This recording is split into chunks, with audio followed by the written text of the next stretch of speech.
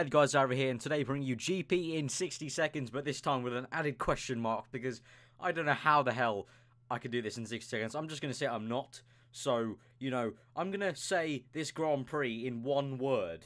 That's going to be like our 60 seconds was just crazy. That's going to be your really short summary. This video is going to be a few minutes long. It's not going to be in 60 seconds, really, because I can't do that in justice. So, we're going to see how much I can do in 60 seconds, but we'll just continue on if I can't, because this race was absolutely crazy. It's a must-watch, better than Bahrain of this year, which I herald as the best race of the season so far. This already topped out straight away, and is right up there with some of the best races we've seen in Formula 1. You know, crazy stuff. You know, pretty much throughout the whole race. The first third was a bit, you know, but we'll get into that. Okay, so I'm going to start the clock. This probably is going to fail massively, but we're going to start the clock now and go. So the Grand Prix got off ahead, and Nico Rosberg had a bad start, but he got ahead of Lewis Hamilton by pushing him off a tiny bit. There was a safety cars, both Marussias crashed out spectacularly, so no, you know, no road to glory for Marussia. You know, you have your ups and downs in the road to glory. So both Marussias getting a DNF. Max Chilton getting a DNF. First time he hasn't finished in 26 Grand Prix. God damn it, that is a bad thing to happen to Formula 1. Max Chilton not finishing. But yeah, the race got on, and both Mercs were really fighting quite hard. Lewis Hamilton, Nico Rosberg swapping places with the pit stops and whatnot. But then about a third of the way, a bit more through the Grand Prix, both Mercs started to slow down massively, and that's because we've now found out after the race that there was a KERS issue with the both cars. So that's the way the cars brake. Basically, essentially, the hybrid systems of this year's F1 cars. I'm about to go over 60 seconds, so this has already failed. So I'm going to stop the clock.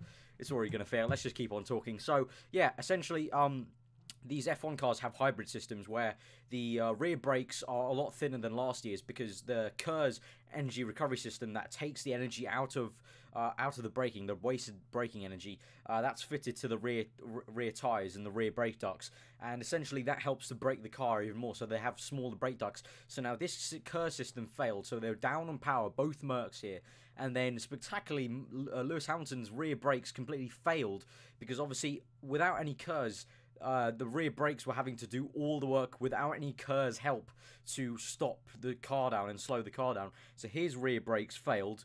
He had to retire. Nico Rosberg then had to manage everything. They put all the braking force onto the front tyre, so basically Nico Rosberg was having to manage that at the same time as having less power. He somehow stayed first place all the way, pretty much for the whole Grand Prix. I say pretty much all the way, because then meanwhile behind them we had one stopper Sergio Perez in second place. Now he was holding back Daniel Ricciardo and Sebastian Vettel, who had got up there with some good moves and good strategy suggestions.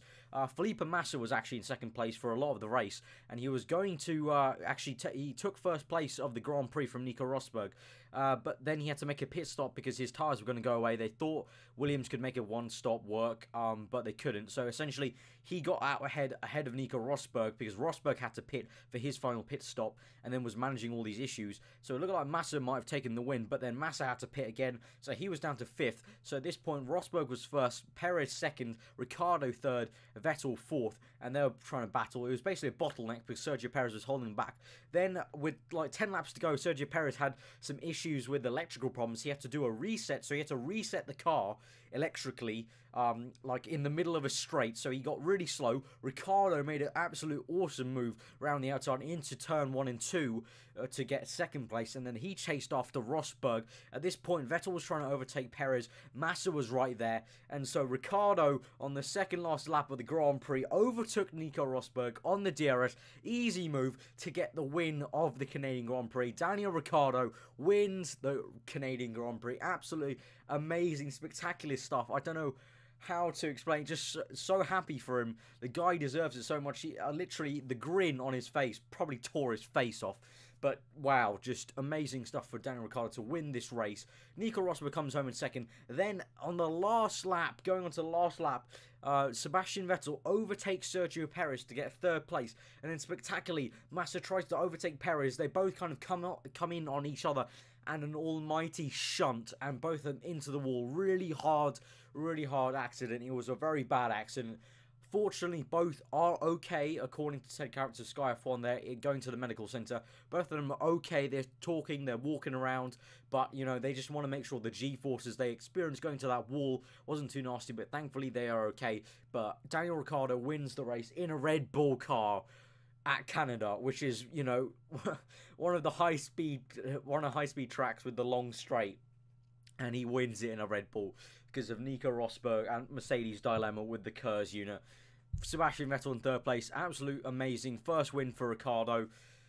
Just, wow, just an amazing, crazy Grand Prix. I have to say it's right up there. My favourite Grand Prix of all time in F1 is the 2011 Canadian Grand Prix, with Jenson Button getting from 24th or last place to first place on the last lap of the Grand Prix. This has to be the second best Grand Prix I've witnessed. This was crazy. You know, just madness, because of the result, but also the racing. Some of the racing was really great and tight, and you had cars within 2 seconds of each other for the last 10 laps. It was absolutely crazy. I said it last time at Bahrain that you had to go see highlights of it if you haven't caught it. This even more. Go get it. You know, obviously I can't post highlights because that's against YouTube terms of service, so sorry about that, but you're just going to take my word for it, and you're going to have to go check out some highlights for yourself. There are plenty of streams out there that might give highlights, and also you can use proxies to try and view it on the BBC and Sky F1 channels. But wow, amazing stuff there as Daniel Ricciardo gets his first win in Formula 1. Nico Rosberg comes home in second. Nico Rosberg takes an even bigger lead to Hamilton now, 18 points ahead of Hamilton, who DNF'd. But crazy race, guys. If you did enjoy this video and thought I did an okay job of it, give it a like. Comment below on what you thought of this crazy race. Give it a like if you enjoyed the race. Massively great stuff, really. And subscribe if you're new for weekly F1 and GP in 60 seconds for every single race. Obviously, this one I massively failed to do it in 60 seconds, but I don't give a crap.